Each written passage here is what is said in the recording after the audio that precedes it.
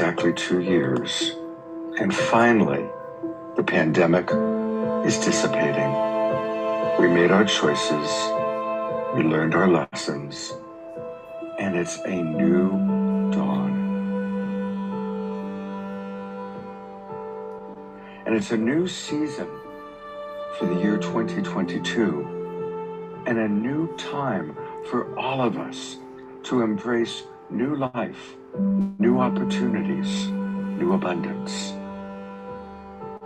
And while we balance our care and genuine prayer for peace and the awareness of a world that still includes unthinkable tragedy and sorrow and even war, we also are grateful for how blessed we are. And so let us use this spring of 2022 to take everything that we've learned, clear the past, and move forward in gratitude for the freedom that we have, for the blessings of our lives, for the opportunity to come together again in community, online, and yes, in person. We are all part of the awakening world, and we all have the roles that we're playing as individuals and collectively. We are the imaginal selves finding each other to create a beautiful, incredible butterfly out of the old paradigm. So welcome to spring of 2022. Welcome to the awakening world. We come from the same source, a powerful love force. We're coming together, stronger than ever, not divided. We come from the same source, a powerful love force. We're coming together, hear the call, you are invited. We come from the same source, a powerful love force. Welcome, everybody, and happy April Fool's Day to you. Well, it's the 1st of April. It's a new season for the awakening world and for the global peace. And we've got, I think, a really fun show tonight. We're going to have fun, and we're going to learn a lot, too. And I've got some of my absolute favorite human beings joining us. We are collaborating all weekend long, again, with RelationFlix. And RelationFlix is a brand new platform that's bringing you and me and all of us all the best coaches and relationship information video. And of course, we're going to be learning about RelationFlix all across the weekend. And it just so happens that a lot of RelationFlix's top coaches are also members of Love Coach Academy. So it's one big happy family, and we look forward to participating. And even my dog Jasmine Bear is with us tonight. And we are going to share some of our kind of embarrassing moments when we were all fools in love. So I want to encourage those of you that are in our Zoom room, and already a lot of our friends are with us. If you haven't let us know where you are yet geographically, please do so. And I see we've got people in Philadelphia, Kauai, Santa Rosa, California, Seattle, Pennsylvania. And then when I look down here, I'm looking at all of our friends watching on Unify. And likewise, friends on Unify, let us know where you're from geographically. And for extra bonus points, if anybody puts into the chat your embarrassing moment, when were you a fool for love? It's April Fool's Day. It's all about love. Let's have some fun. And as we share the stories, we might also have an opportunity then to hear from some coaches on how to, kind of some tools, some ways to practice not getting quite so hurt, maybe, or whatever it might be. So, with no further ado, let me briefly introduce who we've got with us. And first off the bat is my good buddy, Steve Roland. And Steve is somebody who holds the record for having taken my Relationship Essentials course the most number of times. And what's brilliant about that is how dedicated Steve is to really understanding and being masterful in relationship. Therefore, he then went on to create RelationFlix. He's a trauma-informed relationship communication and emotional intelligence expert. He's brilliant and he's a super cool guy. I love Steve Roland, and thank you for being with us. And also, I'm going to put them on together is Steve's partner in creating RelationFlix, and this is Dolphin Casper. They're both Canadian, and Dolphin is an author, transformational communicator, and a human potential enthusiast. I love that. He's been coaching, speaking, and facilitating internationally for over 20 years, loves bringing his unique brand of transformation to people, and he is a brand new father. So he has given birth to RelationFlix, and he's given birth to his very own first child. So welcome both of you guys. We're going to be hearing a lot from you this weekend. I also want to introduce a new friend who I've actually just recently met. This is Shy Fishman, and he has put together something awesome. It's called Leveled Up Love, and it's an international community and education platform, and it's designed to support polyamorous partners in building more conscious and secure open relationships. And believe me, that is a really important practice. In fact, I'm teaching a class for him a week from Saturday. So Shai, welcome aboard. It's great to have you with us. Thank you. And although there are 4 men, there is one magnificent woman who can handle all 4 of us. And it is my wonderful teaching partner, the co-host of the Friday night show. It's Trish Wright. Hi, everyone. Thanks for the introduction, Scott. That's so sweet. I'm really good at herding cats. I'm not really good at, I'm good at feeding dogs, though. Yeah. Well, so you're in Hawaii. Aloha. I am in Hawaii, and it's beautiful and rainy out here, and it's good. It's just good for my skin in all of the ways it is. So would you be willing to introduce to the audience what we're going to be doing for starters with April Fools? Yes. So happy April Fools in Love. And we're going to be sharing stories about when we were fools in love, or maybe foolish. I can't start because I haven't quite nailed down, at least I have many. Like, that's the problem. Oh God, we have all night. I could just tell you stories about when I was foolish. I don't know if I have all that much time. So I'm like, which story? So I'm going to pass it to someone else who has a fiery and see if I can theme, because who knows where this might go. Hey, Dolphin, how about you? Would you be willing to get us started?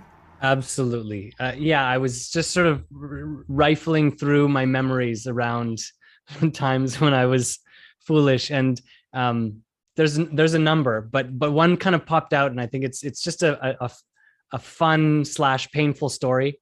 The humor is really present now. At the time, not as much, but so I'll bring us back. I was 20 years old, a lifetime ago for me, and I really fell for this woman. And we were actually working together in a really unique environment where we were traveling around the province where I was living and working, and doing really interesting things in different communities all over the place. And we would kind of get together and work together quite intensely for several days. And then we'd be kind of somewhere else working. And the time that we were together, there was just like this electricity. And then we started to kind of connect intimately and fool around. And my heart was just like big explosions. I was just all into it. And she was too, but I could tell there was a lot going on in her life. And there was a sense that I was more invested than her. Nonetheless, as we kept hanging out, at some point I dropped the 3-word bomb, and I said, I love you. And it was sort of this sort of, I said it, I had no expectation, but it was very awkward silence. And after maybe 15 or 20 seconds, she changed the subject, and okay. And then it was like, when that happens and then it's not reciprocated, there's something going on. There's an imbalance. And so that imbalance played out for a few more weeks. We kept seeing each other and hanging out, and there was still some electricity, but it just wasn't the same. And we were sitting in a cafe, and at some point she was sort of looking off into the distance. She said, I love you too. And so more silence, right? I was sort of like, oh, I sort of like let it in, and took a moment. And then at some point I looked at her and I said, I'm curious what took you so long. And she said, at first there was sort of like a confused look on her face. And then like a light bulb, and she went, "Oh, no, U2. The band U2 was playing on the speakers in the cafe." And I was like, and that was pretty much it. There was just, we never found our way home from that moment. And yeah, that was a foolish moment in time. Oh.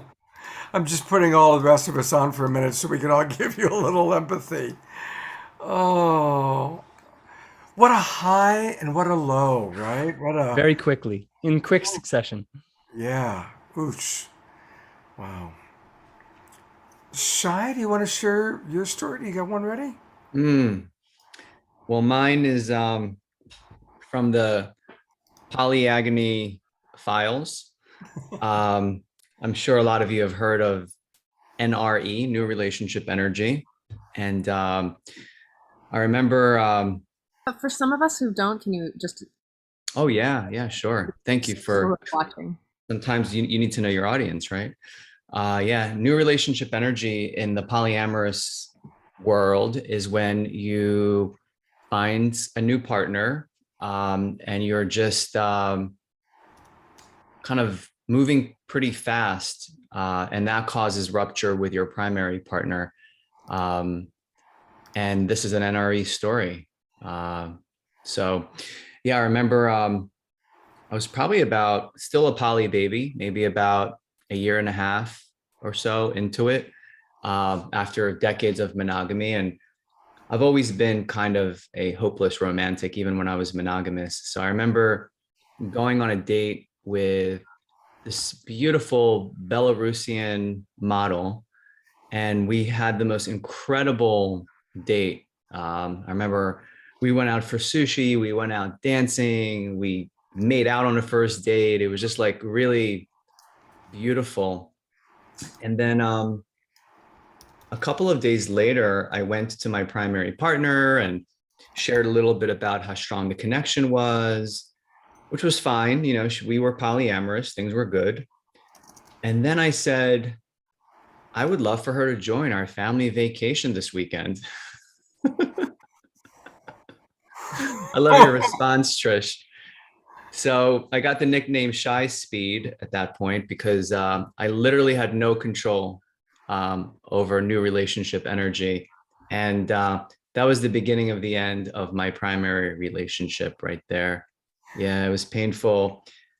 Never really recovered from that. So it was a painful, agonizing 9 months of trying to work that traumatic moment out. Yeah. Thank you. These stories are like getting us off to a start, you know? Wow.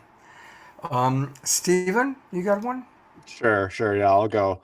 I think like all of us, I was digging through the archives and looking for a juicy story to bring up, and I was like, should I tell the story about the time that I moved to another province or state for my American friends for a woman, only to have her go into complete avoidance of me? Or should I tell the story of the time where I proposed to someone who is just not right for me at all on stage at a live theater? But one particular frequency or quality or energy came up in a different story, so I'm going to go there.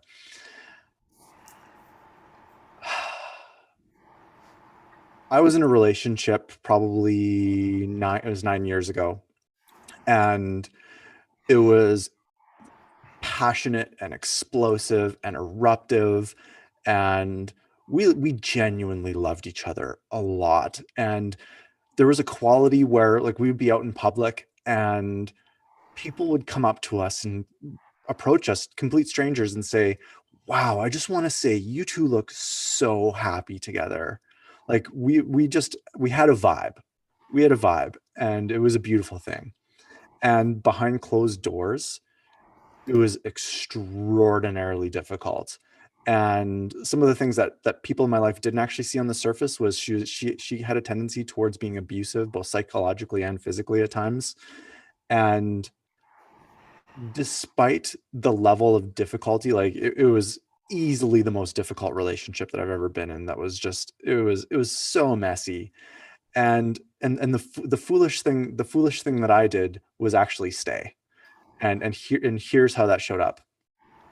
At the time, I had this identity that I was going to be this strong, divine, masculine, unmovable post in the middle of the stormy ocean type of, and a self-identity and belief system, that was like the highest expression of masculine love that was possible. And I needed to be rooted in that all the way. And so I treated the difficulty in the relationship as a challenge for me to stay rooted in that. And the relationship just kept getting worse and worse and worse. And the more it got worse, the more I tried to pillar there. And looking back with 2020 hindsight,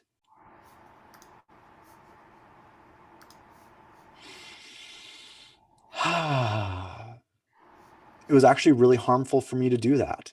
And I was so over-identified with wanting to be this highest expression of love that there was something in me that also equated that if I couldn't hold that frequency and hold that really firm, that I was a failure. And it meant that it was on me instead. And that was a difficult reality to face. And of course, the relationship ultimately ended in an eruption of toxic glory, I'll call it. It was messy. And here's how the relationship ended, was with me just like clinging. Like I was a warrior for love mentality, right? And I was clinging. And it was just, she had a more accurate finger on the pulse than I did. Like she knew things we should let it dissolve and let it go because of just the amount of toxicity there was. But I fought because I was the warrior for love that I was. And so in the final weeks of a relationship, I suggested that we should have a child together. And I can see that was just like an insecure attachment patterning and like extreme anxious attachment response for my attachment theory nerds and friends out there. And yeah, I can see how like my over-identification with being this warrior for love caused me to show up in a way that was actually not engaging with what was really true with reality. And I was kind of my own distorted world about it. So that's the story I got. Can just bring everybody on. I so appreciate the vulnerability of that. And because Stephen, you've been to many of my retreats and you've been in many of your classes. I often will ask people by raise of hands, who has spent a year or longer in a bad relationship based on potential? If only he was that way all the time, like when we took ecstasy. He was so loving that night, right? And it is, your story is so beautiful because we have all done that. And it is classic. We so want it to work. It's like it looks the way we want, or the moments that are good are so good. And so we try and put a square peg into a round hole. Yeah. Trish, anything you want to say about that? Even I'm just feeling you.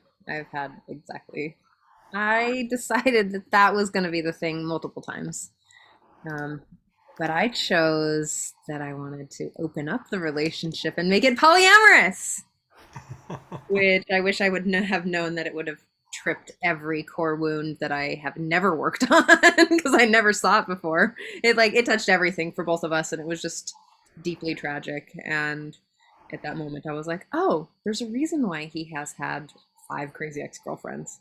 That could have been a red flag. You're so cute, girl. So I'm just feeling that. I stayed for a long time. Well, now that the spotlight's on you anyway. Okay. I actually do have a really silly, funny story, and I'm going to try to make it brief. So after this partnership that just was really, really tragic, I decided that I was going to find someone just to have physical connection with, because I was like, I haven't done anything with anybody else. Maybe I should just go be free. It had been months, and I was like, so I found this guy on OkCupid, and he was he was me. And I was like, yeah, this is me. It's gonna be great. It was sort of great. And he was exactly me in my previous relationship. So I was dating myself in the previous, like, oh, wow. Wow. It took me a long time to get clear with that. But the story was, we're in Hawaii, and we've done this like shamanic retreat together, where I am just triggering the bejesus out of him every step of the way. Like, I mean, I am just touching every attachment when he has. And I like if I turn my light up at all, he's like, the whole thing was just tragic. So he goes off. We go to the Tantra festival together even. It's great. Then he goes off to do the second version of this retreat. And then I'm going to work. And then we meet on the last day. And he decides that on this last day, we were going to reach higher levels of consciousness through some extracurricular thing. And we're going to get up at 4 a.m. Anybody who knows me, 4 a.m, I am not even human. My demon self is out, and I'm like, I haven't even put human skin on yet. I haven't had my coffee. I kicked my bag. I was like all over it. I get sick. Like, the whole thing is just like bad. We finally get to the place, and we're hiking along, and I'm starting to feel a little bit more human. I'm feeling all right. And, it starts pouring on us, and I was like, oh, God. And then we're looking down at this water, and we're 45 feet above the air, and this wave just crashes over us. And I was like, okay, I mean, maybe it's a sign. We keep walking and walking. We hike up on this last little plateau and way out in the water, and he decides that it was now the time in order to like make I'm having that monthly thing, and so I'm like, oh crap, and I'm struggling to get across the thing to take my diva cup out, and it's rolling across the fucking rock, and I'm just like, this is just crazy. And then finally I settle down, and he says, God, Scott, how PG is this? He says, clean my, and I said, I will not. Is there another way that you want to ask me to do that? It was just like the radical feminist in me is like, no.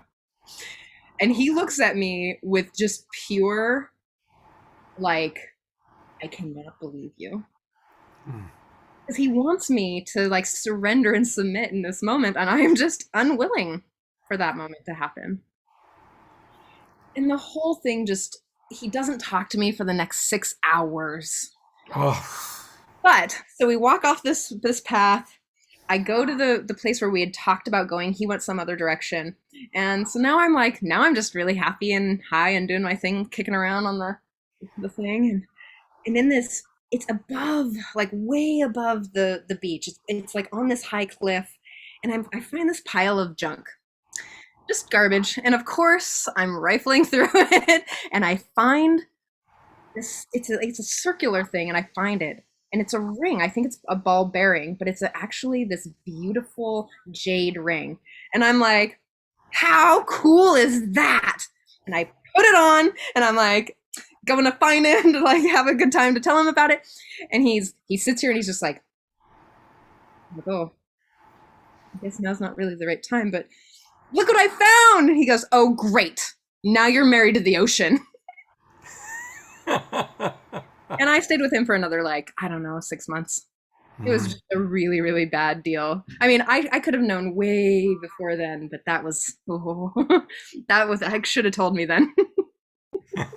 So was there like a quality of like a temper tantrum? Like, great, now you're married to the ocean. Yeah, it was just like, because he was so mad at me that he really wanted connection, and I was just like not willing. Like, I didn't want that kind of experience with him. It was, I mean, we were on this big platform, and we'd been flown like 3 times by the Coast Guard because we're naked on this rock. Like, we're just hippieing out over. It was just so bad. But that was, if I could explain our relationship in a story, it was literally that. Again, just looking at what we can all relate to, especially, is within that story, he was so attached to you loving him a certain way.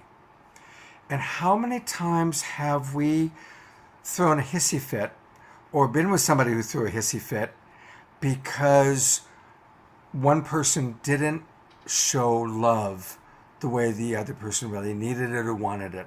And then block all the other forms of love and all the other options for connection because you didn't do that thing for me, so therefore you don't love me, so therefore I get to put up my wall now. You know? I mean, the self-fulfilling prophecy, Yeah. early abandonment wounding. Yeah, that. Yeah, that. Well, I guess it's my turn, isn't it? So I'm actually going to mention two things. One's very quick. I was in a relationship with a woman, and we were down in Mexico, and we decided to get married. And and the idea was, let's not get engagement rings, let's get tattoos, because a tattoo is forever. So I got my tattoo, and she got her tattoo, and 6 weeks later, she left me for a guy 15 years younger. That's the quick story. I just thought of that one. And definitely I was a fool for love, so that was 30 years ago practically, and I still got the damn tattoo.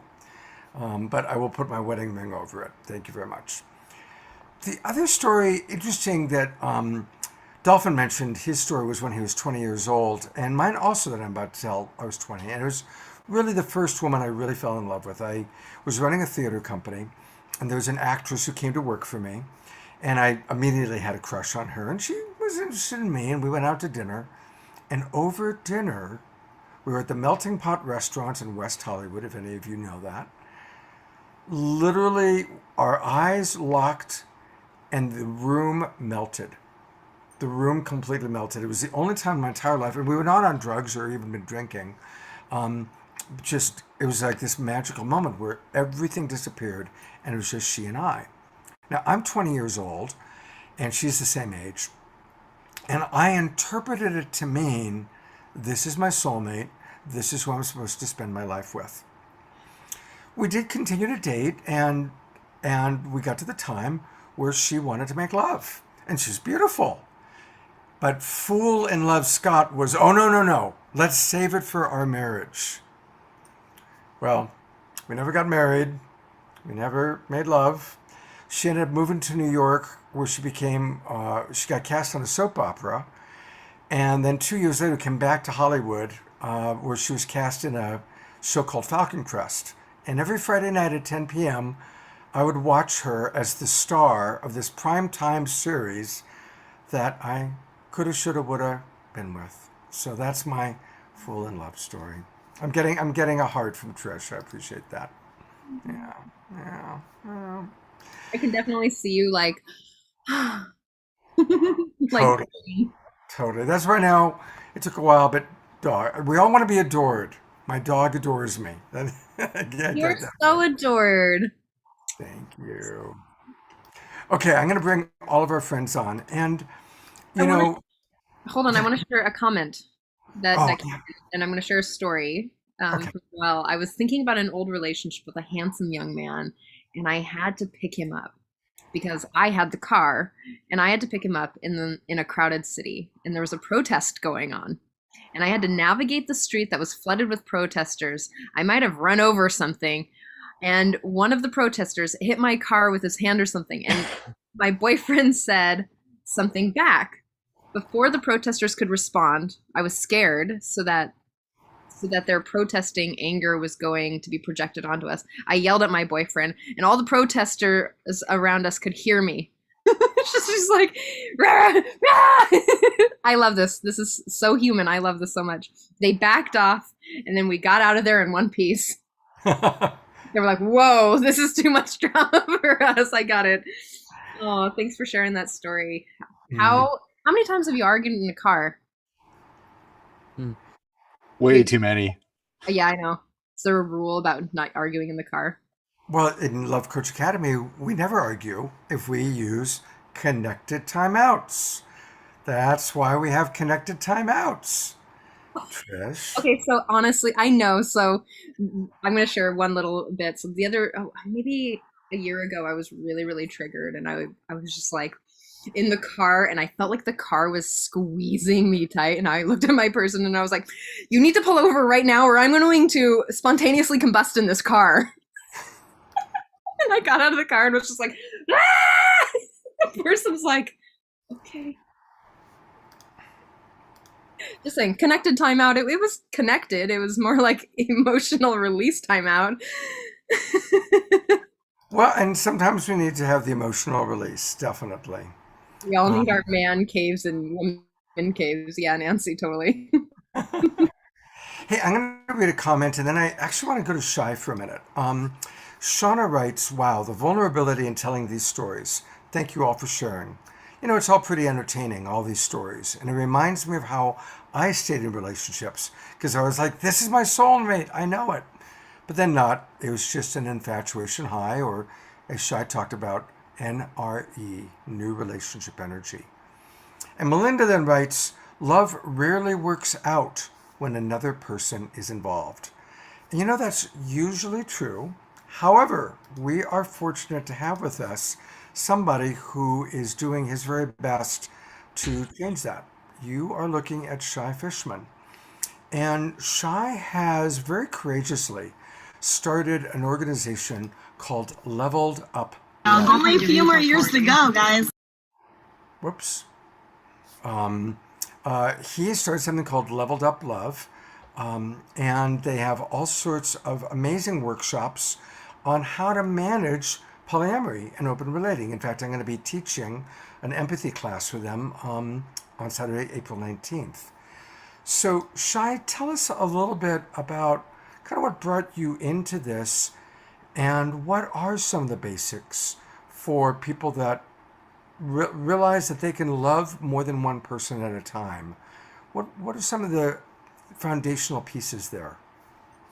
Sure. Thanks for asking. It's a pretty loaded question. There's so many aspects to um, thriving in an open relationship. I think a lot of people have seen their friends, family members, or even themselves crash and burn in a more complex open relationship style. And what I uncovered in coaching multiple partners, and also we've got over, I think we just got to 8,300 members in our community. So really a lot of feedback from them is that there are really 5 pitfalls that seem to be the case for most people who are either deep in a polyamorous relationship or thinking about opening up.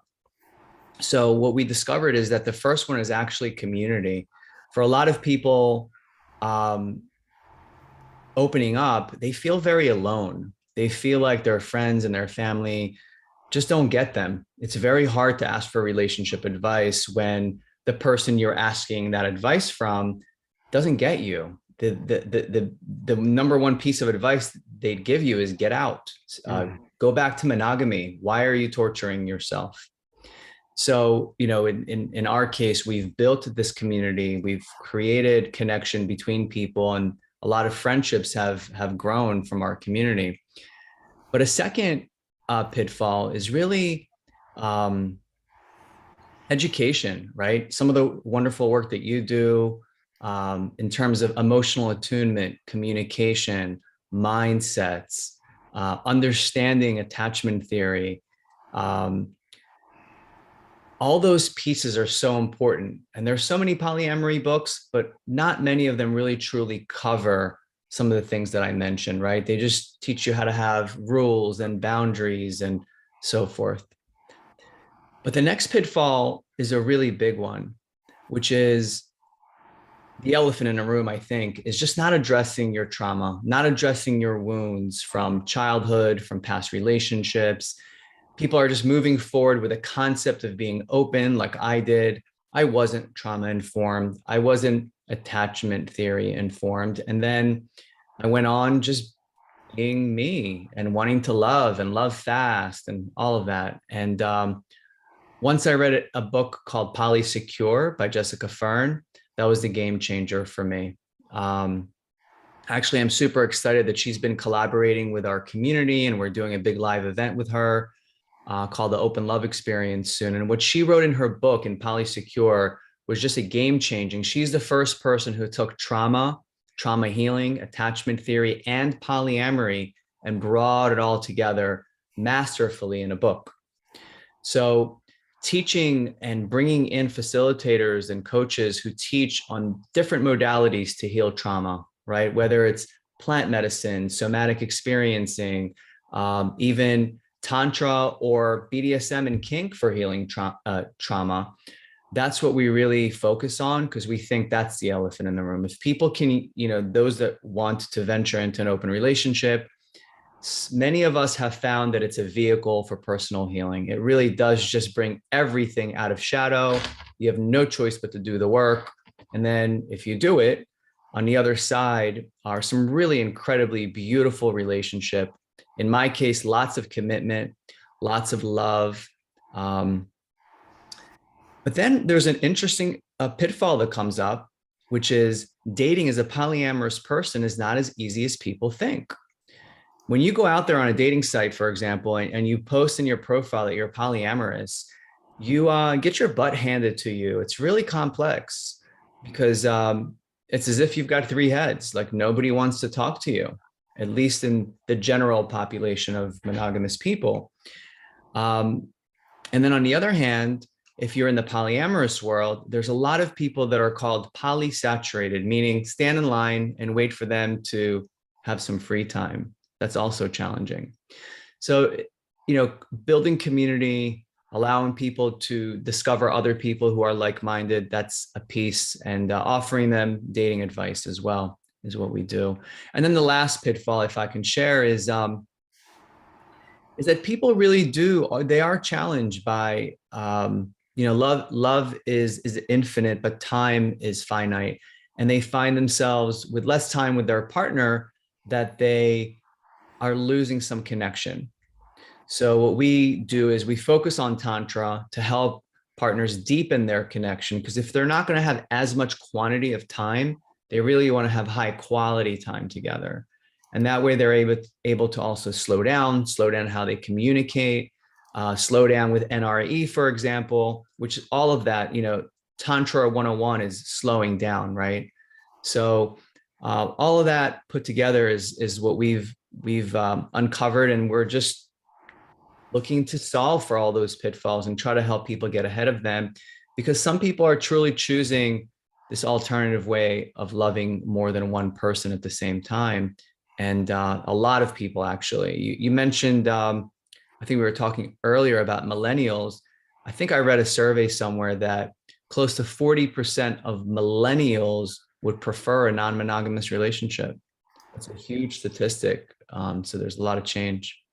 I just brought my favorite millennial on the planet onto the screen here, because I would imagine that you might have some thoughts, Trish. So I'm going to keep the spotlight on both of you together on this topic. Trish.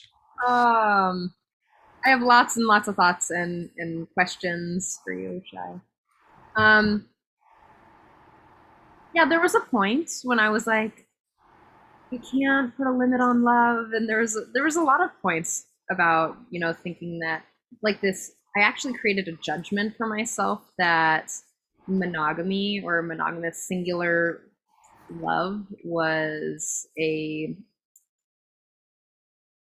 infant sort of way to love. Like, I had totally created this broad form of love, because I live in California and I happen to live in the Bay Area, which is pretty, like, being monogamous there is actually a whole other game. Like, wow, you're monogamous? Oh yeah. Like, I got the whole other thing too. I was like, wow. So I had stepped into polyamory for about 7 years and really dove into that. Workshops, and one of my favorite, like, I had a polytherapist named Kathy Labriola. You probably know her. And I learned so much.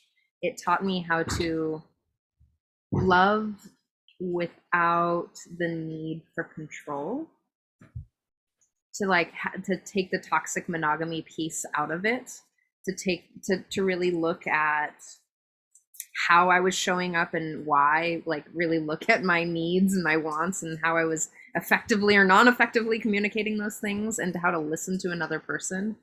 And recently, so I was polyamorous, and I've been polyamorous with this person that I'm with here for almost 2 years. And recently my dad died. And it felt like a truck hit me. And when I woke up, when I came back into my body and was like, oh shit, I'm here again. Something happened where I had like being hit on by a truck and woke up on a different path, same destination. And I was like, you know what? I'm polysaturated. I have 6 levers. I just need to like get it all clear. I have like just so much attention and effort. So I have like one person. I want to have kids. I want to go back to school. I want to get my business together, and that's it. And I transitioned all of these people into friendships, because that's what the foundation was based on, was friendship, which was different than ever before, where it was like this foundation of I could get something from you in that toxic monogamy relating piece. So that was a brief overview of my exploration there. Thank you for sharing. I don't know if anybody else wants to chime in. I have some thoughts. I think if anybody else is watching and listening, taking polyamory classes when you're monogamous is really, really helpful. Just to like check your beliefs on how you love and what sex means. Like just to check your whole rhythm, because polyamorous people are really good at communicating. Well, most of the time. Scott, we can't hear you, but we want to. I've coached probably about 100 couples or constellations on polyamory. And absolutely, it's essential to have good skills. It's a master's course of relationships. So I want to just again go to get a sense of what Shai has put together. I mean, these are great classes. And I agree with Trish. It's not just for people that are poly. It's for people who want to, understand. I mean, like befriending your nervous system. Yeah, we all need to learn how to do that. Emotional attunement. Obviously, mastering empathy. Tantra demonstration, we'll talk about Tantra. Lourdes is a dear friend of mine. I've coached Lourdes. Francesca, I've known her forever. You've got amazing people. Really, Jessica Fern, for heaven's sakes. You've got like the top leaders in teaching about polyamory, open relating, non-monogamy. So I really want to encourage everybody, go to leveleduplove.com, leveleduplove.com. And love to open it up to anything Stephen or Dolphin want to add here. Yeah, I mean, I'll share. I've kind of moved in and out of polyamory in my own ways over the years. And one thing came to me in a few conversations when I was in the midst of exploring just different ways of relating and outside of maybe kind of the narrower band of what intimacy was taught to me as when I was growing up. And that was that I think that the naive approach to polyamory is that it's more of the good and less of the bad. And the reality of polyamory is it's more of everything and not a little bit more. Yeah. It's not 1 + 1 = 2. It's like it's in the exponential field.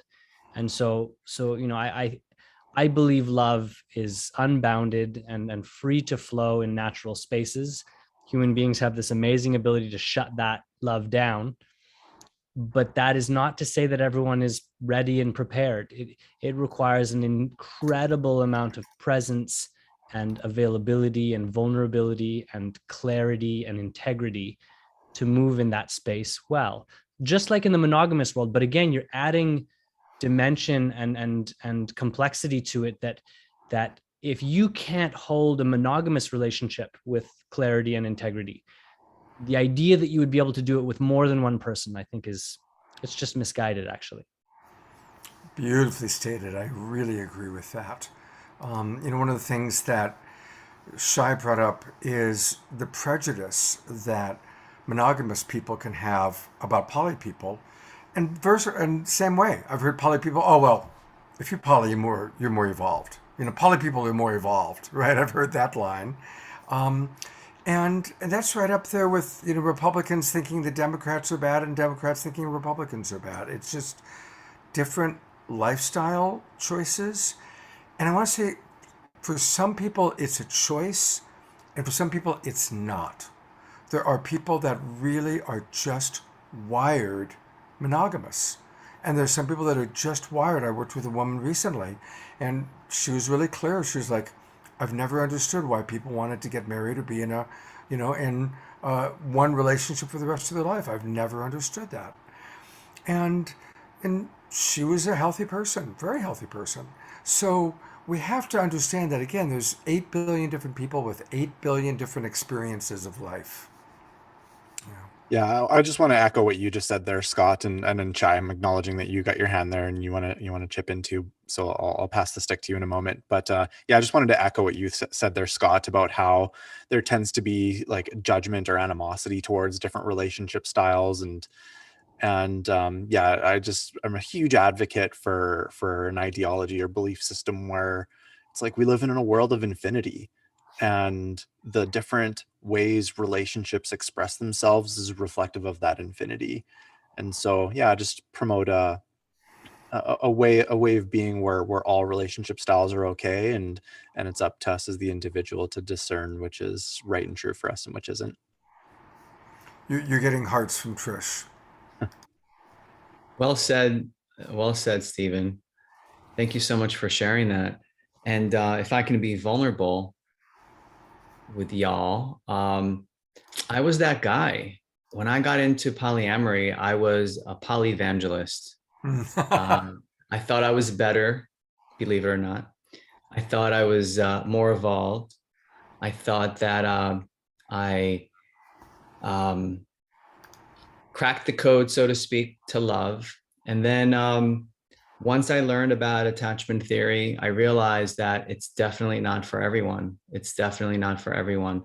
My journey with it was my journey. I was monogamous for decades and came across the idea and realized that all the shame and the guilt that I felt for just feeling attracted to other people was not wrong anymore, because there was this thing called polyamory. And I was a faithful husband, but still carried shame and guilt for a very long time. I didn't know what was wrong with me. How could I be attracted and even feel love towards others and still love my wife at the same time? I felt wrong. And what I've decided as of late is that it's not about polyamory versus monogamy or any versus. It's about conscious relating versus unconscious relating. And what I mean by that, when I say conscious, I mean awareness. And when I say awareness of what? Awareness of our core human needs. So when two people come together and they communicate and with each other in a way where they can really be transparent, really truly be honest about their core human needs, which we are maybe you're all familiar with the 6 core human needs: feeling safe and seen and loved, having variety, growth, and service. Those are the 6, right? And being conscious and aware of our partner's core human needs jars, if you will, and asking them, do you feel emotionally safe and seen and loved? Great. Okay. Now, do you also have enough variety in your life? Do you feel stagnant, or do you have the variety that maybe would look like another relationship? Do you need that? I want to ask you that honest question.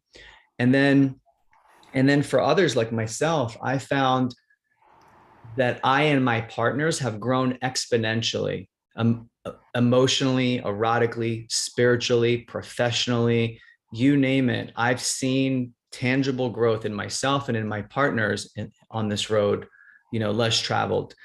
And then the opportunities to serve, that's a big core human need, to be able to serve and contribute to other human beings beyond just one partner has also been life-giving for me.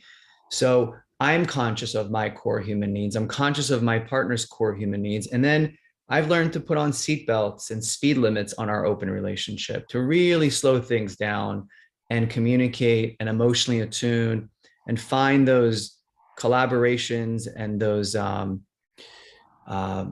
ways to get everybody's needs met. And I've had some really incredibly beautiful experiences so far. It's been about 10 years and I wouldn't change it for the world. So I just wanted to give everybody like just the other perspective of what my journey is. Cause yeah, poly does get a bad rap and yeah, I get defensive sometimes, but I get it. I get that there's many roads that lead to Rome, right? Beautiful. Well, thank you. We are celebrating RelationFlix this weekend. And so I want to take a moment to talk about RelationFlix and then kind of swing into some of the other kinds of things that we're going to find on RelationFlix. So everybody, this is the site. It's RelationFlix.com. And you guys have a special going on, 14 free days. Tell us about that. Hey, thanks for the intro, Scott. Yeah, so a few years ago, I realized there's this huge hole in the online self-directed education e-learning space where there really wasn't much available that was targeting relationships. So just this year on Valentine's Day, we launched our platform that we've been putting in blood, sweat, and tears, all the blood, sweat, and tears, as the saying goes. And our baby is live. And so what we do and what we are is we specialize in producing as high quality video content as we can. We're a team of videographers and filmmakers and pro video editors. And we want to deliver exceptional quality relationship education for a really accessible price point. You know, like one of the barriers to entry with getting world-class relationship education is, you know, a lot of people can't afford to travel to a destination retreat or hire a therapist once a week or once every couple of weeks or take like really high cost programs. And so we wanted to kind of level the playing field for pretty much everybody and offer world-class relationship education from incredible experts. We have, you know, a master coaches like Scott.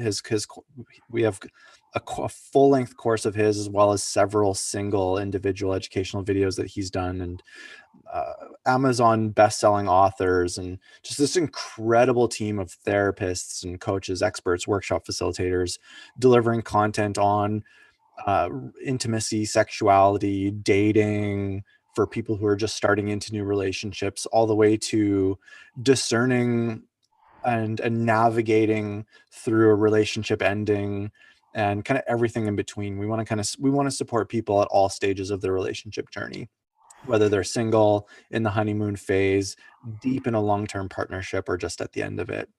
So yeah, that's us. You know, Steve and I unlocked the vault. And so I want to just kind of show people some of the amazing content that you have. So once you start your free trial, free trial, everybody. And so you go on, so it shows like the newest videos, and there's Sheza. Sheza's great. She's studied with me. And there's Trish, asking for consent, how to complain to your partner properly. She's really good at that. I want to say I love how good Trish is at complaining to, no, I'm just joking. Creating safety in relationships, codependency recovery, managing disappointment in dating, self-empathy. And then there's Paul Sterling, who is my roommate, and he'll be on our show tomorrow night. Paul's brilliant.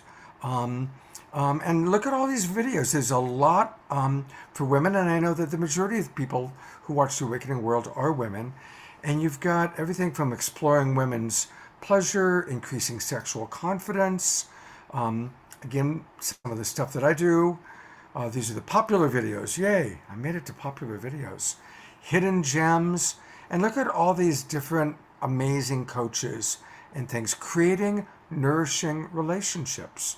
Meeting your needs the healthy way. I mean, every one of these topics is so important. I want to watch Stevens, Staying Calm and Confident on a First Date. So there's so many different aspects here, and there's intimacy and sexuality, there's communication, conflict resolution, attachment theory and psychology, personal development. These are all videos, and they're all anywhere from 5 to 20 minutes long, that you like, okay, I need help with something. I need to figure out, what I need to overcome trauma in my relationship. There's Dolphin providing it for us. So it really is this incredible one-stop place to get pretty much any question you might have about relationships answered. And congratulations, Stephen. You've done just a tremendous job. You and Dolphin. It's incredible content. Really incredible content. Thank you, Scott. Yeah, and it's just been an honor and a treasure working with you. And yeah, thank you so much for everything that you've done for the platform and the way that you've shown up. I really appreciate it. While the spotlight's on you, Stephen, we've mentioned a couple of times attachment theory, but some of our viewers may not know what that is, and you're really my favorite educator talking about attachment theory. So give us a little primer on that. Sure. Yeah. As someone who's been a relationship and sexuality enthusiast for around 20 years, I've studied different forms of spiritual sexuality, including Tantra and Taoism and other modalities and ways of thinking around sacred sexuality. I've studied emotional intelligence and compassionate communication with you, Scott, a lot, shadow work, and just kind of like this massive bouquet of different teachings and tools that are available. And I find the one that is just I think it's the most common language that we can all speak, because the science shows that this very interesting branch of psychology applies to absolutely everyone. They've been able to replicate these studies in every continent on the planet, in different languages and different cultures. And there's these patterns that show up for people that are universal. And so it's a language that we all speak and understand. And it's such an interesting typing system. That's essentially what it is that it's a typing system that shows us some of the core difficulties that we have that can actually sabotage our capacity to create, build, and sustain meaningful relationships with people. And when we get to know what our attachment style is and kind of the ins and outs and details of that, and start to reprogram out of an insecure attachment style into a more centered, stable, and secure attachment style, it just completely changes the game. And it changes the game in our intimate relationships with our friends and family members, in ourself, and how we feel. Like how centered and secure we feel impacts everything we do in our life. And it's just such an amazing modality to look at that and dive at that. And I know a lot of people who get into it kind of have this like mind blown moment of like, oh, this is why I've been showing up this way, or this is why this pattern has been showing up in all my relationships, or this is why I've been having difficulties A, B, and C throughout my entire life. And it's validating and so empowering to have a set of tools, and particularly vocabulary, language, to be able to name it, talk about it, identify it, and ultimately take this thing that's kind of maybe historically been messy and difficult for us to really understand into beautiful coherence and understanding and clarity. So that's my sales pitch on attachment theory. Super important. Trish, how has attachment theory impacted you and your relationships? Oh wow. Gosh. So understanding sort of the dynamic of how that plays out. So I'll just be honest. I'm really grateful for polyamory, because I would have never seen how deeply traumatized I really was, and how all the things that was coming up was like I was in a 3-year PTSD trigger with that one partner, because it was just touching my attachment wounding so deeply. And honestly, attachment theory has really helped me address the fact that I'm disorganized. So dating me in the past was like having someone pull you close and push you away at the same time. I'm like, oh, and these poor people were like, oh, I really want to connect with you, and I'm just, wow. So I've been practicing the tools of secure attachment or with myself. So working with self-sourcing, working with dissolving my own codependent patterning, really like attachment theory is really where it's at to see how you do the thing that you do. The common language, right? Yeah. I think the most relatable way that attachment theory can show up is like the example that I often go to is like, let's say I text my partner that I love them. I send them a message, I love you. And it's actually not necessarily coming from a genuine heart space. It's actually coming from a desire to connect. And so from a desire to connect, it's called an activating strategy, where I have a desire to connect with my partner. So I'll say, I love you, or you're sexy, or something like that. And the energetic undercurrent is, I want to feel connected with you. And if I have an anxious attachment style and there's that anxiety that's actually driving it, because there's an anxiety that I actually don't feel connected. And then there's the reciprocal attachment style of that, and that's the avoidant attachment style, where they receive a text message that says I love you, and a person with an avoidant attachment style who actually prefers distance rather than closeness most of the time will just kind of ignore the message and say, I'll text them back later, I'm busy. And then 6 hours have gone by and that person hasn't texted them back yet, and here I am being like, I love you and I want to feel connected. And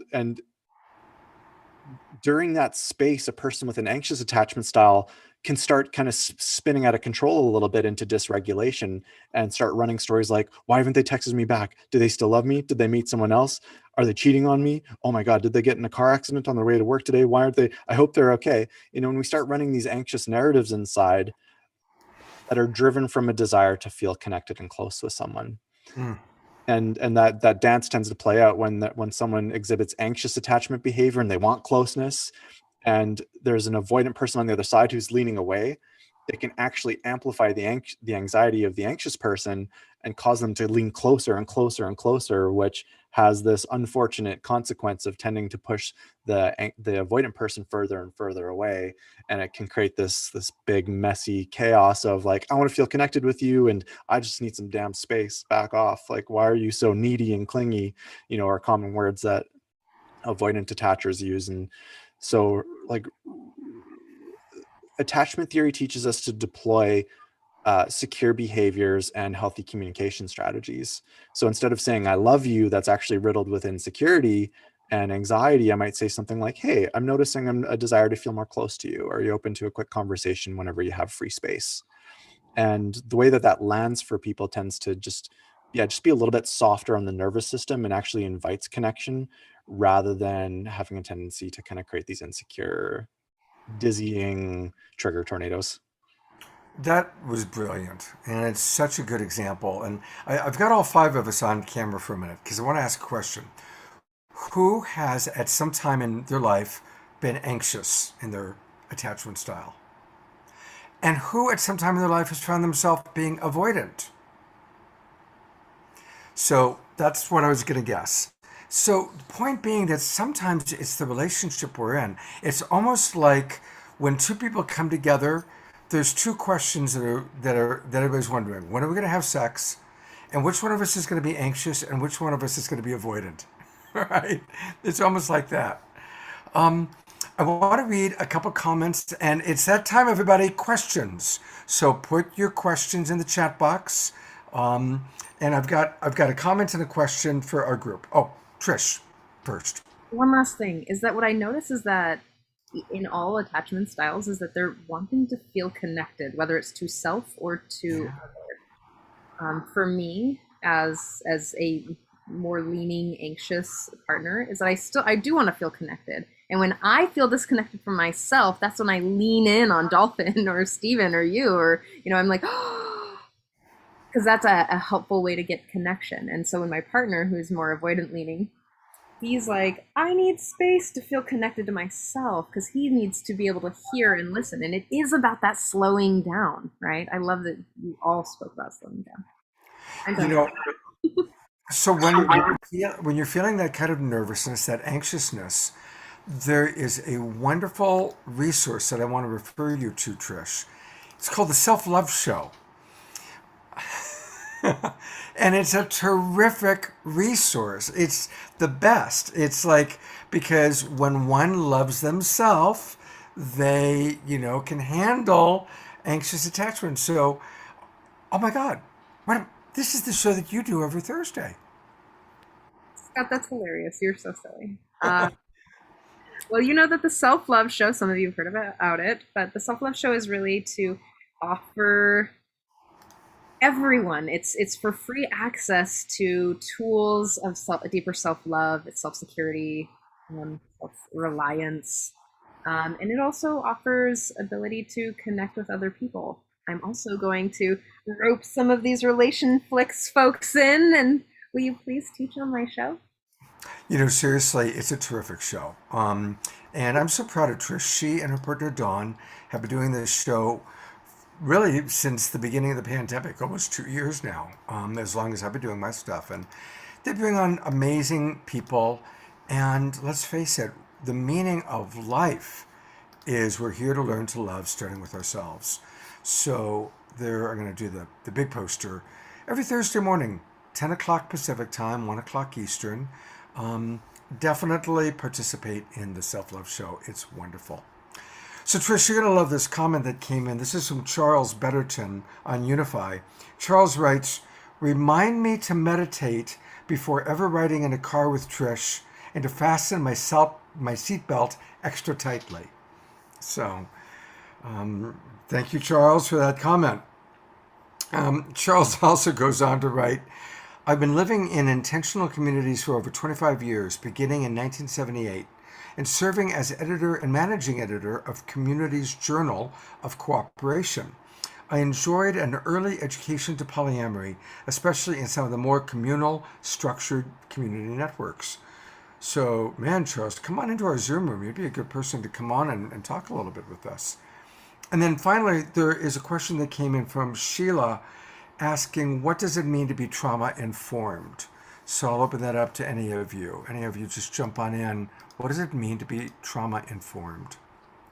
I'll go. I worked for a number of years with homeless population, and so in the social service world, predominantly, and I think in mental health, professional mental health circles, it started as something where a few decades ago, trauma wasn't even really discussed. It was like, you got a problem, pull up your socks, like get over it, basically.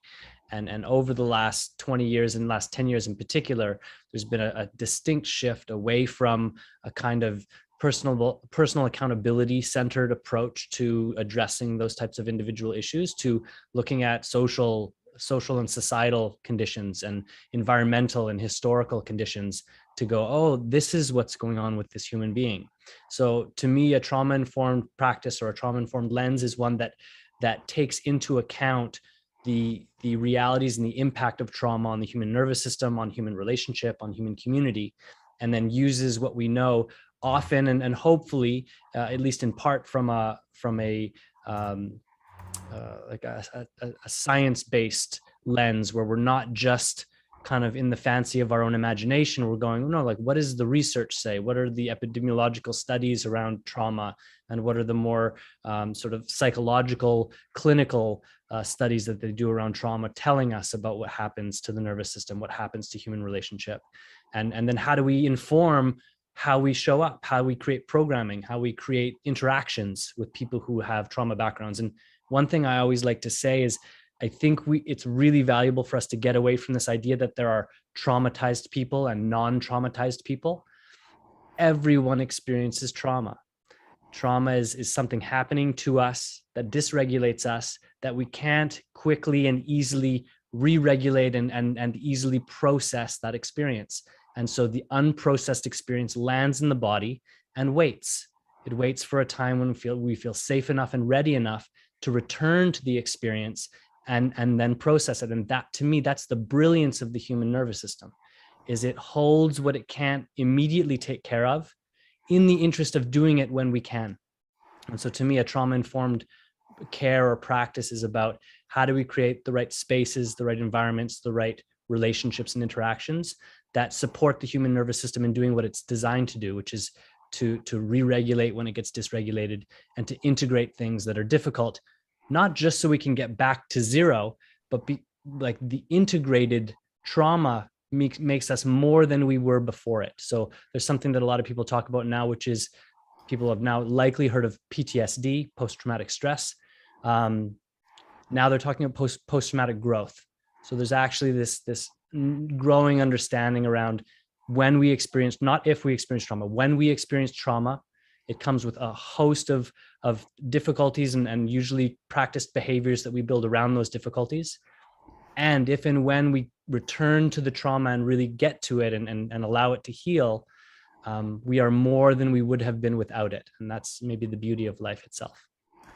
I could add something to that, a really, really quick comment. And maybe Dolphin, you know where I don't know where I'm quoting this from, but the most difficult trauma is not the actual event that a person experienced, but after that event, whether they had to carry that experience alone, they weren't supported for days, weeks, sometimes years, and they still carry it alone. And that's where the deep trauma is. That is what affects people the most. Yeah, I mean, there's a number of brilliant people who have said that. I know Gabor Mate is very big on making sure that message comes through in the discussion around trauma. Yes. And I have a way of framing that. I believe it is the absence of meaningful connection that allows a traumatic experience to become long-standing trauma in us, that with meaningful connection, somehow the human spirit and the human condition is resilient enough to come back from essentially any kind of experience. Like, we look at things that happened at the Holocaust, and somehow people, now of course I'm not suggesting there weren't generational ripples from that, but we have examples of people that experienced absolutely unthinkable atrocities, and they're able to come back and be human. They're able to be compassionate human beings in the world, which is staggering to imagine. One of the things that I wanted to comment on around trauma is how important it is for those of us who were blessed to have a relatively healthy home environment, that have had safety in our lives, to have compassion and empathy for people that are living in states of PTSD or anxiety, low-grade anxiety, or constant vigilance. And there's a fascinating study that my friend Jonathan Robinson brought up to me. They interviewed 1,000 men and 1,000 women and asked them just one question. When was the last time you were physically afraid? You were afraid that you were going to possibly have a physical attack or altercation. The average answer for a woman was 72 hours, within the last 72 hours. The average answer for a man was within the last 5 years. Yeah. And so there's an example where we as men just are oblivious to what most women live with in terms of having to feel safe. Conversely, oftentimes I'll work with couples where, let's say, again, I'll say it's the man, cannot understand why his wife is so anxious all the time.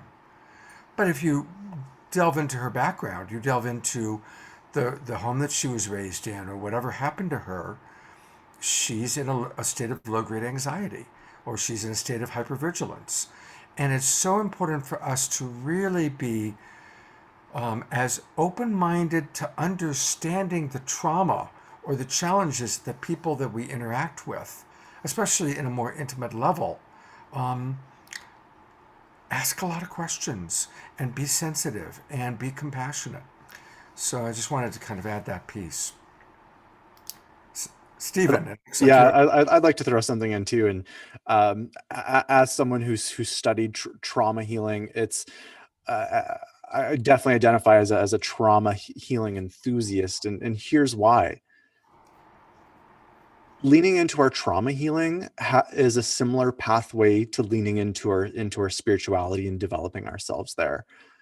And I say that because they have this common thread of both being these incredible pathways to liberation and freedom and more openness and more love, and having like a holistic, integrated spiritual practice that includes, the question was, what is being trauma informed? That includes being trauma informed. It's kind of like, pardon the very, actually, it's just a terrible metaphor. I'm not going to say it, but having both of these running in tandem is double empowerment, at least in my opinion. And like being trauma informed, like what that means to me is that it's the simple acknowledgement that we all have these bodies that are beautifully designed by a divine intelligence, that are like, the way that the body is designed is just this beautiful masterpiece of the universe. At least that's my perspective and my belief framework. And so much of the way that the body's been designed is so deliberate. And one of those very deliberate expressions of that creativity is the fact that we all have systems in us that are designed to keep us safe. It's really that simple. There's systems that run in us that are designed to keep us safe. There's actually a part of our brain, in the midbrain, for the neurology nerds out there, it's the periaqueductal gray and supracolliculus. There's parts of our brain that are designed to keep us safe, full stop. It's the part of us that when we burn ourselves in a fire, it's like there's something that goes off in us that's like, oh, fire burn, fire bad, don't touch fire. Like, thank God we have these mechanisms inside of us. And it's when these parts of us that are stimulated, when there's an overwhelming event, and in the context of relationships, when there's something so significant that overwhelms our system and kind of sends our nervous system spinning out of regulation into dysregulation, there's often, when the impact of trauma is, there's something in us that subconsciously moves us to not get burnt by the fire again. And tracking those tendencies is really empowering. And something that I'm going to quote you, and something that you've said over and over in your courses, Scott, is like, when we get triggered, it's not necessarily that there's a threat that's present. Sometimes there just has to be the possibility of a threat for us to get triggered. Yes. Yeah. And so being trauma informed means like really looking at that. And when we do get triggered and kind of spin out of dysregulation, it's like, can we be attuned to what's true and real? Because when we get triggered, and often the veils of past pain, as you call it, or traumatic memories start to resurface, we can project past experiences on a present moment when it's actually not valid to do so. And so having like a degree of centeredness and attunement to the moment can really be empowering and supportive in navigating when these types of situations arise. Beautiful. I'm going to read a couple more comments that are coming in. Now they're really coming in, so I appreciate it. From Unified, Joni writes, I am so happy that you have this on. I finally have space to grow in this area. We all need love. I don't have a good relationship with my dad, and that actually traumatized me growing up, and it affected every relationship I've ever been in. But now I'm different. I do get anxious at the beginning of dating people. I get to be a nervous wreck, so it's hard to date. But I'm getting better at it now. And then she gets into one other piece a little further down. She said, this is deep. What Stephen said is a mouthful about how trauma affects a person afterwards. And handling it alone, thank you, Shy. Some of us are more compassionate and empathic because of dealing with the past. It's taken me all these years to learn how to find out that I do have PTSD from my childhood trauma. And she talks about the value of EMDR. What are some other practices you recommend? So does anybody want to talk about EMDR or some of the other practices that you're aware of or that we can find on RelationFlix or in any of your offerings? Shy and then Stephen. Yeah, I mean, there's different modalities to heal trauma, but one that stands out recently that I think it's worth exploring. I've never done it, but ketamine treatments seem to have some really interesting results. There's a company called Mind Bloom. I'm not associated with them, but one of my partners has been working with them. They tout that they've worked with 30,000 clients and have an 85% success rate with anxiety and depression. I don't know how they measure that, but I do know that it's a fascinating medicine, if you want to call it that. Ketamine is actually what you'd use for surgery as anesthesia, but it's used with a guide, with a clinician, with a program, and it's worth exploring ketamine and a company called Mind Bloom, because I've seen some really interesting progress, anecdotally speaking. Yeah. We actually did a show on plant medicine where we had people that are licensed to use plant medicine in that way, and it was fascinating. It was really fascinating. Stephen.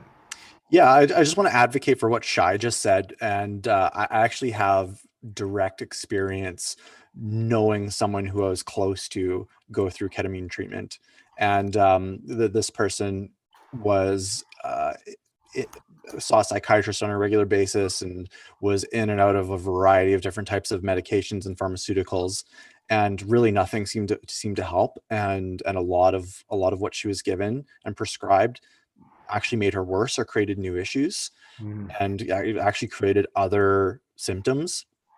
But she did do a series of ketamine treatment, and it was actually a total game changer, and actually seemed to be the only thing that helped her at the time that she did it. So yeah, just wanted to validate that.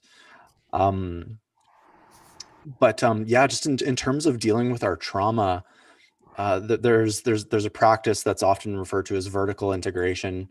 In plain English, when we go through an overwhelming event that destabilizes our nervous system, there's certain parts of our brain that go offline. And that's what makes trauma so tricky, is because there's parts of us that process memory that quite literally just go offline, and our body's life force and energy starts to be devoted to the parts of our brain that are more orientated towards survival. And because those parts of our brain go offline, it can create like this discombobulation, and or incoherence is a term that's often used. And that's the tricky part about trauma, is there's something in our past that happened to us that stimulated our survival response, but we don't actually have a picture perfect memory of.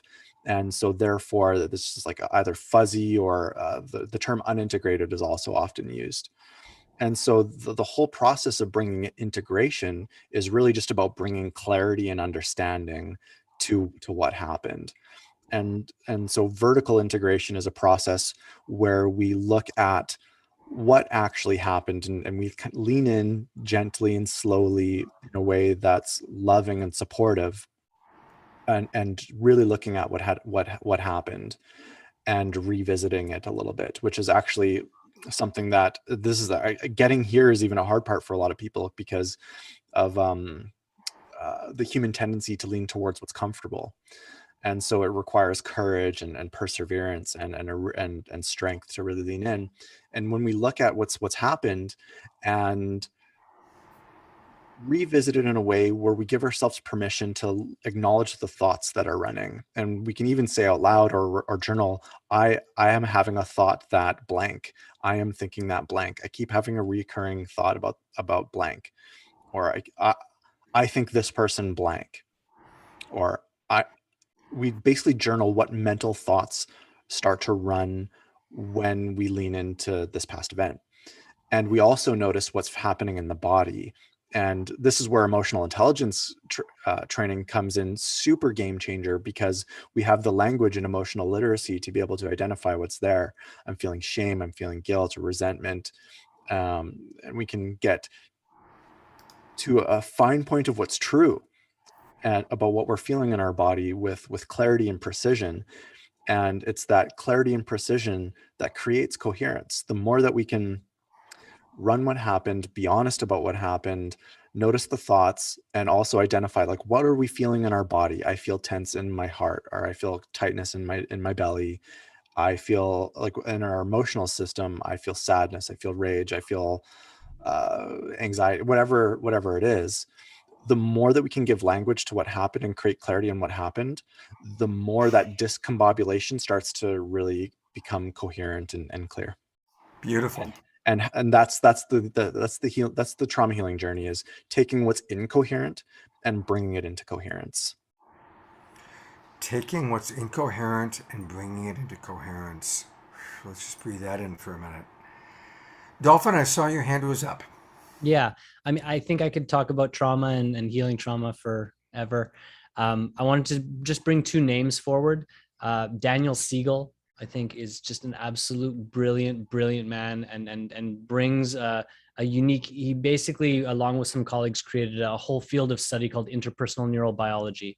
So if people want to understand the nervous system and how it heals and integrates from trauma, I think he's a great place to go.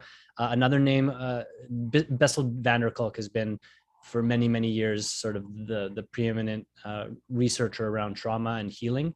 And I'm going to put a link to a really incredible video that he created. It's about 9 minutes long. And he talks about, this was done a couple of years ago, 1 or 2 years ago. So it's quite relevant and recent. He talks about the 6 treatments that have been proven to be most effective in healing trauma, helping people heal trauma. So I'm going to put it in the chat so people can check it out. And if you haven't read The Body Keeps the Score, do so if you want to learn more about trauma. That's Bessel's book. Trish. I'm going to come back to Trish when she gets back into No, I'm where. here. Oh, okay. You froze on us, so let's try again. Sorry. Hi, Trish. Sorry. Sorry. I can speak from my experience. That I've tried the psychedelics. I've tried everything, and the things that helped most for me were hypnosis, to really help hotness. That hot memory would literally throw my body into a like vibrational shaking freak out, into oh god, into just something that I could manage. So there was that, and then there was gestalt work, and to really start to be able to dance and make my body safer. Like being in my body became safer Beautiful. through some of these practices, through just making friends with the traumas that I've experienced. Oh, thank you. By the way, your internet's a little shaky, just so you know. I'm going to read from Goddess Yoga, watching on Unify, writes, "Great show tonight. Thank you. My sister is a domestic violence survivor, and she's looking for a master's or PhD program to learn to be a counselor that can help others like herself. Since going through our awakening, we are both leery of Western medicine and academia being more of a Band-Aid talk therapy that never heals. I finally gave up on it all completely and sought my education in metaphysics, tantra, and kundalini yoga, energy healing, shamanism, plant medicine, etc. That's my path. My sister's looking for a university that might be right for her. Do you have any counseling program suggestions?" So I will remove that. We all have to find our way. For me, going to traditional college and university was not my path. For some people, that is. One thing that we talked a little bit about plant medicine, and I want to acknowledge Matthew said, that it's important to not to be very careful with that, and that's true with any drug, whether it's recreational, whether it's pharmaceutical, whether it's plant medicine, anything we're putting into our body. Be careful, including another human being, right? It's like we have to really be discerning, and part of maturity is discernment. So being discerning about what we put into our body, what relationships we engage in, let's be very discerning. Let's be informed. The theme of Awakening World, we say, be informed, be inspired, then take action. So any thoughts about education programs for the question we just got? Any of you got anything? I just want to say I'm actually currently not aware of any organization that kind of weaves all of those components that was listed together. But what I can recommend is that there's a beautiful online platform called NIC ABM, and they run a myriad of trauma healing courses. And a lot of them are like fairly bite-sized chunks and from leading experts, and it's nice to have that kind of self-directed online learning environment, and it's in an accredited school, so you're earning credits towards a degree. That being said, if someone's going for their master's, I truthfully can't offer any guidance there. Okay. Well, we are at 9 o'clock, so I'm going to give everybody a chance to share one last thought. And one of our viewers said, can we have some more stuff on hope? Because we've been talking a lot about trauma and the difficulties of polyagony and all that. So you don't have to, but for each person's final thought, you can share whatever you want, and I'll go to your website one more time. But let's try and get at least a couple of hopeful messages in there. Shai, I'm going to go to you first. We haven't heard from you for a little bit. Thank you. Yeah, I think that what you said just now was very resonant for me. That one of the things, just speaking about relationships, is that I think I'm hopeful that a lot of people are becoming more discerning. They are questioning a lot more than they used to. It's April Fool's Day. There's a little bit less of fools rushing in. I'm finding people are slowing down. They're not getting as married as quickly as they used to, right? They're seeing generations past, having made those mistakes. Nothing wrong with marriage. Let's just go into marriage, monogamy, polyamory, whatever it is. Let's be conscious. And I'm seeing so much more consciousness in everything that we do, the way we relate, the way we eat, the way we parent. There really is a lot of that, at least in my world. I see a lot of it. So I'm feeling very hopeful. Beautiful. And again, I agree with you on that. We are becoming more conscious. At least the people that are attracted to watching this show and the people we have on the show. Hey, everybody, definitely go check out Leveled Up Love. It's great. And he's got Kamala Devi. She's been on my show. She's awesome. Jessica Ferner's great. These are real leaders in the field. And so go to leveleduplove.com and try the 30-day free trial and join in time to be in the class I'm going to be teaching a week from Saturday. Shai, thank you so much for being with us today. And I'm looking forward to meeting your community and being with you in about a week from tomorrow. Thanks for having me. 2 weeks from tomorrow. 2 weeks from tomorrow. Stephen,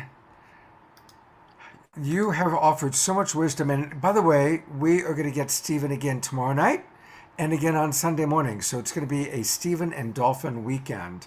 But any final thoughts you'd like to share? Yeah, I have a message of hope for sure. This was alive in a conversation that I had with someone earlier today and yesterday. And it's my love affair with the Sanskrit word Gandharva. Ghandarva, Gandharva. If you look it up in the dictionary, you'll find that it simply means musician.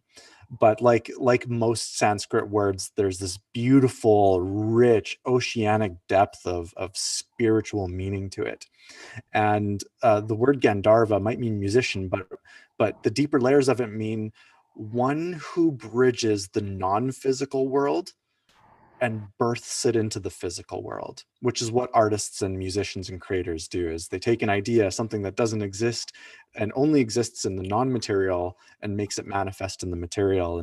And as someone who identifies as a creator, there's amazing platforms and modalities and things being birthed into this world that really help move and evolve our species forward spiritually, relationally, emotionally, polyamorally. I think that's and so I just wanted to take a moment to acknowledge Shai's beautiful platform with world-class facilitators, and I see the Gandharva in you there, Shai.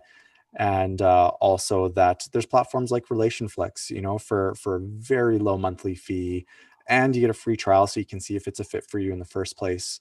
There's just a bunch of world-class content from amazing facilitators that really move the needle forward with skill, personal development, and our ability to enjoy and persevere and absorb the nectar from an amplified relationship world.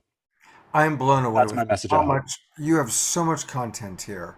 And everybody go to RelationFlix, free 14-day trial. Look at some of these topics. Like, I love this one. My partner is upset, but I didn't do anything. Who can relate to that, right? And because I filmed a lot of this content, I know that it's awesome, and I've gotten to know a lot of your teachers, and we will continue to be seeing your teachers this weekend. It's a RelationFlix weekend, so I'm really excited about some of the other teachers we're going to meet tomorrow and on Sunday. Dolphin, what would you like to share? Yeah, I mean, this coming together with like-minded and hearted folks for me is always inspiring. It reminds me that I think we can all get kind of siloed where we don't feel what else is going on in the world, and then maybe the 24-hour news cycle is not super helpful for us feeling inspired about humanity. But when we come together and in direct connection, we get to feel each other. And I think, you know, human beings are naturally empathetic. We naturally feel each other. When things aren't being held up and put in the way, intimacy and connection and meaningful relationship are the natural consequence. And I think that's my message of hope, is that fear and hatred and separation require energy. Love does not. Love self-sources. And so, you know, the very nature of our existence, the nature that life is relational at the most fundamental level, means that whatever feels in the way at some point falls away. And so I think our job in our time here, like, I love how you speak to it. You know, we're here to learn how to love. I like to think of remembering how to love, starting with ourselves, and that's it's all there. We don't have to try to magically conjure it out of nowhere. It's like it's in us. It's a part of us, and then we have access to communities and coaches and programs and you know, relationships that call us forward. And so that's my invitation to people is, in spite of where life might have been difficult or sharp or dark, keep inviting yourself forward in the direction of people, places, and things that are other than that. And then the path forward really starts to take care of itself. Beautifully stated, Dolphin. Hey, Dolphin, I want to, in addition to RelationFlix, and Dolphin has a lot of his wisdom on RelationFlix, of course, but you can also find all things Dolphin on his Linktree site. And by now, most of my viewers are familiar with Linktree, and I've put that in the chat box. But tell us, you've got a couple of things coming up. Tell us about the End of Unfulfilling Love and about the Relationship Breakthrough Accelerator. Yeah, cool. So this coming Wednesday, I have a webinar that I've constructed, and it's essentially an attempt to distill 20 years of work around how to resolve and come to peace with our past and really master what allows us to create the most meaningful relationships in our present. Deliver that on Wednesday. So people can kind of just save the Linktree link and the information for the actual broadcast, 6 p.m. Mountain Time on the 6th. That's coming up. And then I have a really unique group coaching program coming up in May and June of this year. So I'm doing intake through April, and that'll be an opportunity for people to get into a long-term supported community and coaching program with me, where we dive into all of the kind of early childhood stuff. We look at core belief, we look at core wound, we look at retelling our own story, and then we get armed with some really beautiful practices and approaches to how do we work with our unresolved pieces as they arise in the present moment in our present day relationship. So people will get a chance to work with me long term if they want to get involved in that. Beautiful. Well, thank you again, Dolphin. I look forward to seeing you tomorrow night. And I'm going to go to our beloved Trish. Hey, Trish. Hi, Scott. Hope. There's hope So the idea of hope for me is that when you're feeling that there is no hope, that you're at the darkest shadow spot of your life, just know that there's people you can reach out to. So you have a plethora of coaches that and therapists and your friends, if they're, people who you can lean on without getting into that codependent or like that weird attachment style piece, is that it does get better if you're willing to do the work. Um, just in my own personal story, is like when I didn't know, my life was following a certain path and it was really hard and really crunchy. And I started to, I mean, the most growth that I ever had in 1 year was when I had a therapist and a coach at the same time. And I was just moving forward. So know that when it feels like you can't ask for help, or when you don't know where to go, just take that one first step. There's hope to have better relationships. There's hope to move from, being an avoidant or an insecure attachment style into an earned secure attachment. There's hope to do that. It's more than hope if you just want and choose to make that happen. And there's lots of places that you can get support.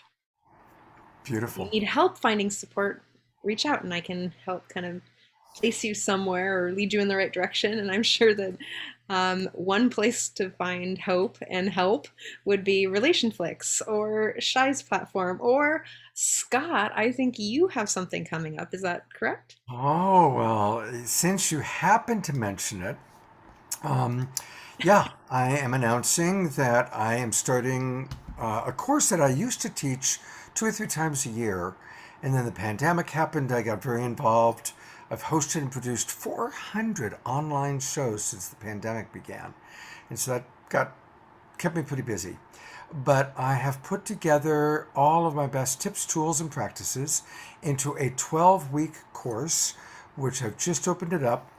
And it's going to be on Saturday mornings starting April 23rd, but people who register early can get the bonus class on April 16th.